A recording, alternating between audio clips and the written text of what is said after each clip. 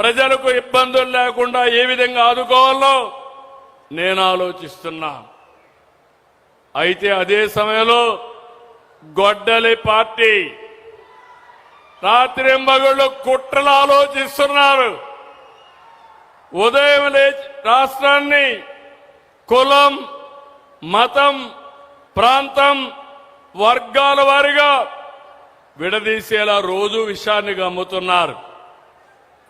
మీరు చూసుంటారు, నా రాజకీయ జీవితంలో చాలా మందిని చూశారు, కానీ కన్నార్పకుండా అబద్ధాలు చెప్పడంలో దిట్ట గొడ్డలి పార్టీ నాయకుడు. అవునా కాదా తమ్ముళ్ళని అడుగుతున్నా.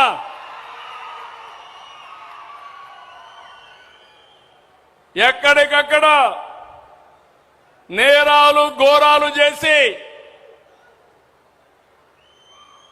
దానికి రాజకీయ రంగు పులిసి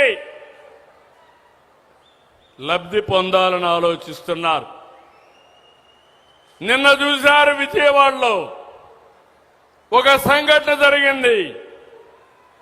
అక్కడుండే సిఐ కాపుని, బాధితుడు కాపుని, దానికి కూడా రాజకీయ రంగు పులిమి కులాన్ని అంటగట్టి పవన్ కళ్యాణ్ పైన ఇష్టానుసారంగా నోరు బారేసుకునే పరిస్థితికి వచ్చారు.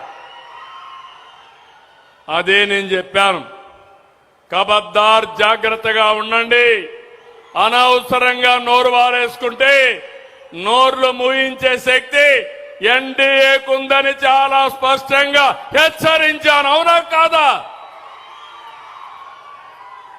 తమ్ముళ్ళు? మొన్నే మీరు చూశారు, 5 ఏళ్లు ఒక్క టీచర్ పోస్టు భర్తీ చేయలేరు. చేశారా ఒక్క టీచర్ పోస్టు? జాబ్ క్యాలెండర్ అన్నారు, ఇచ్చారా జాబ్ క్యాలెండరు? మెగా డిఎస్సి నేను మొదటి సంతకం పెట్టాను. ₹1 అవినీతి లేకుండా 16,000 మందికి ఉద్యోగాలు ఇచ్చిన ఘనత ఎన్డీఏ ప్రభుత్వానిది.